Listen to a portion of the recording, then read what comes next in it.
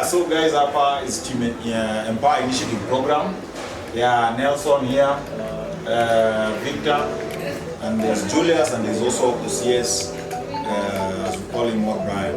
Yeah, so I'll hand it over to Victor to do some introduction where we are, to give some contextual meaning of what we do here. Yeah. Okay guys, this is Wapek Delicacy, located along Omagina Street, Queensway building, known for affordable meals and very delicious.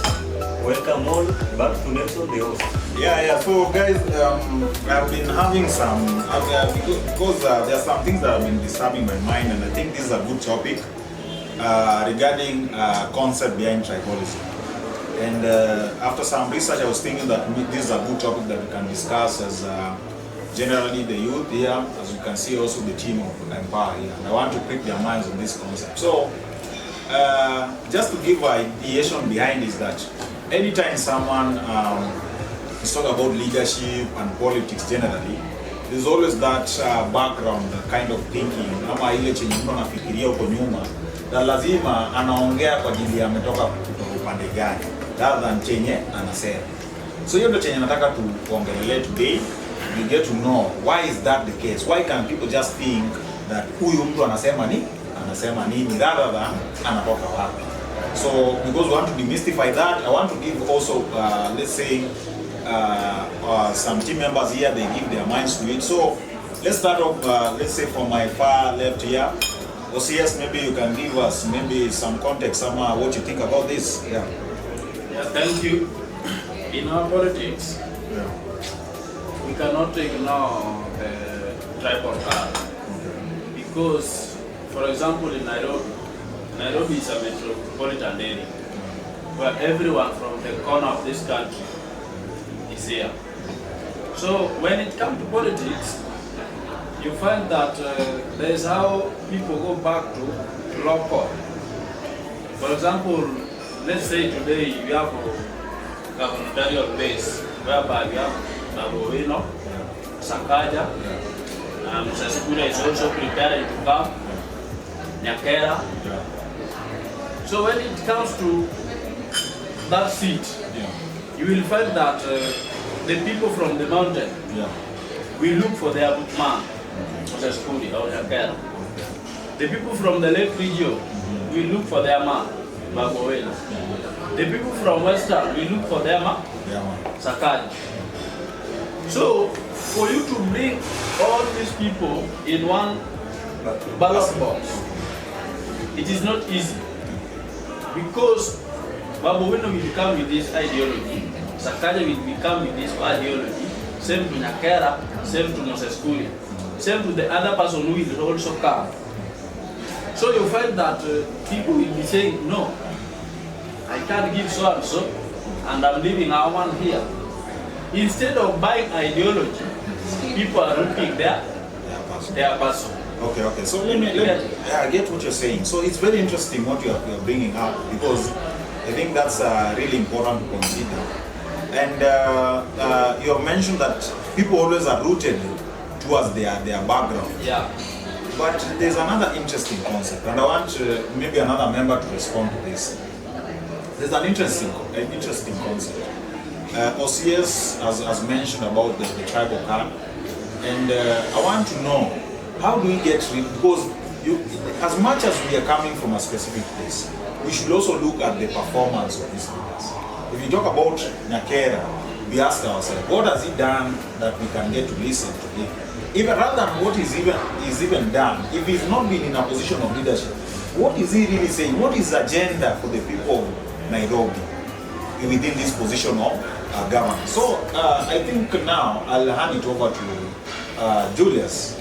So maybe you can give us your mind regarding this. Why do you think that that is the case? Why can't people just say, because the tribal card is there, but also I think what is more important is the performance of the leaders that we try to shoot, and that performance will be based on their manifesto. Why are we not looking at the manifesto? That's a very interesting question. I mean, the story na tribalism, I think that the origin is not only in Kenya.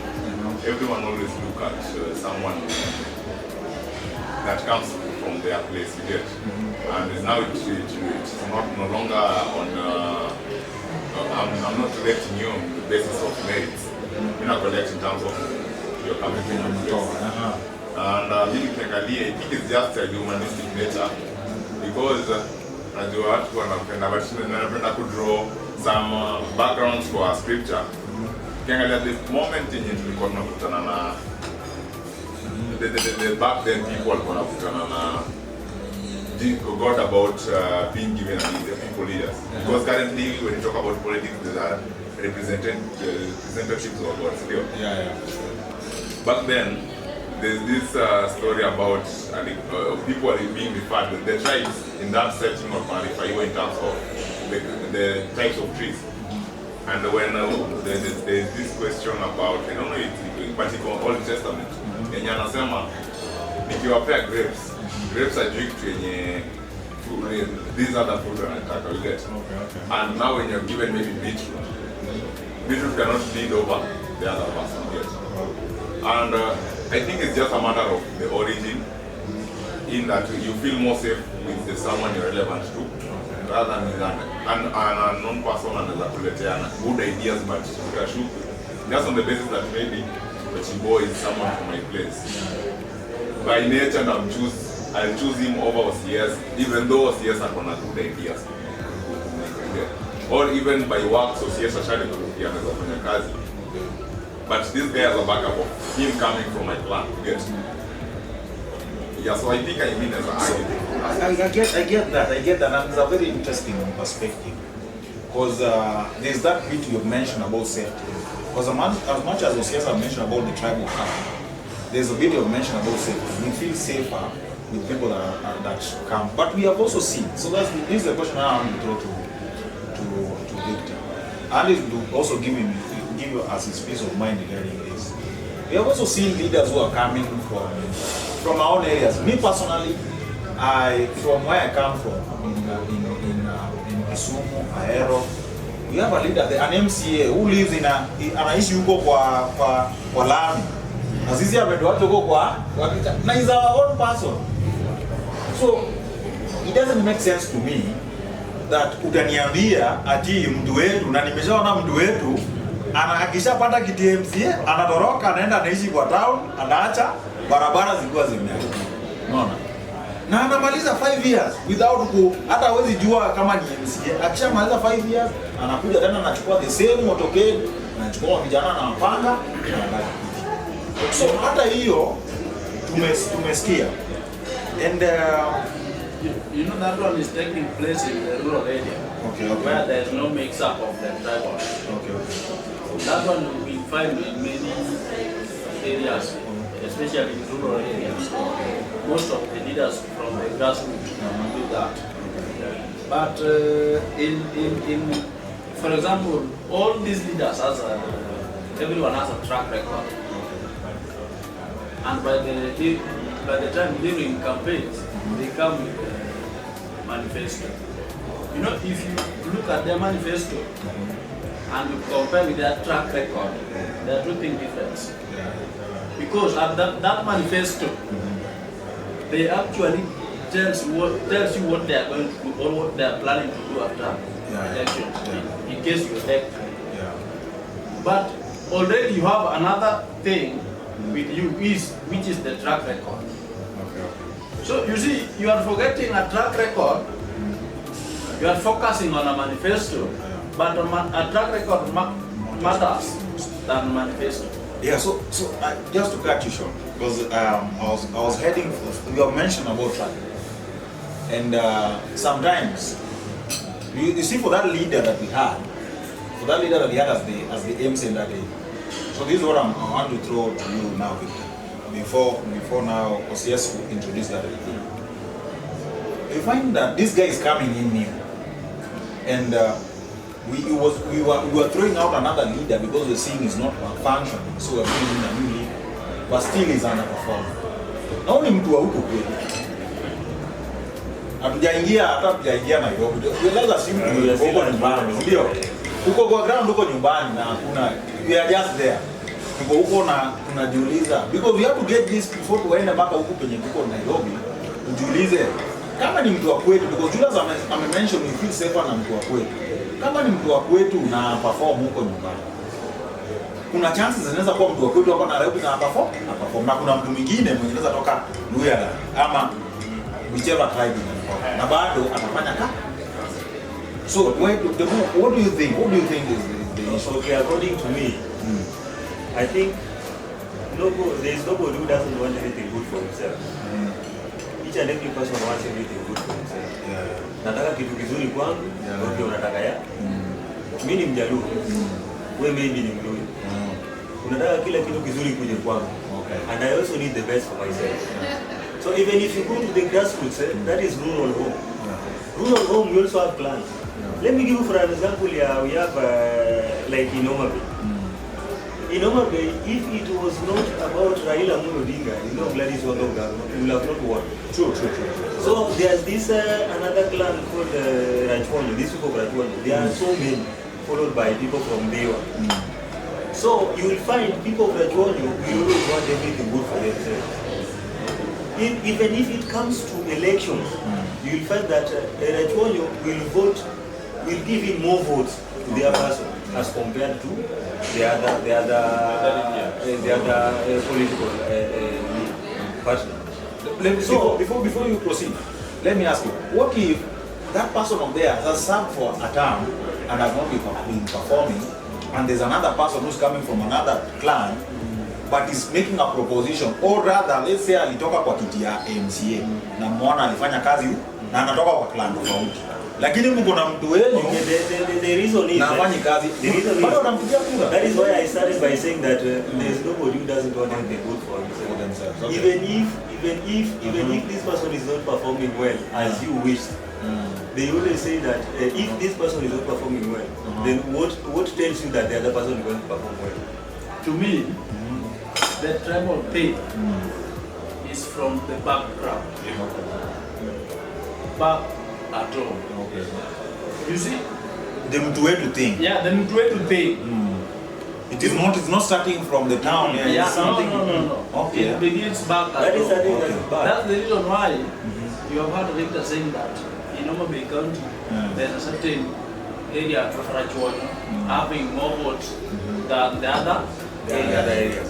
So the people of Rajwani will feel like we are the ones who are having it already. Yeah. They always have a thing they say. Yes. Mtu wetu anatawala sana. Na lazima tukue kwa hiyo meza. Lazima tukue kwa hiyo meza. Kwa hiyo meza. Okay. So kukaa kwa hiyo meza si eti kukaa tu without bringing their person. Wanasema kijana our son is the leader there, or our daughter. Even if he is doing nothing. Nothing. The paradox is that person of yours that atafanya the list. In fact, if the opposite of what you expect. Yeah. Niulize. Anaweza kosa kufanya. But niulize. Let me throw it, because we already mentioned the problem. There's the problem in tumeongelea, which means the tribal card is there.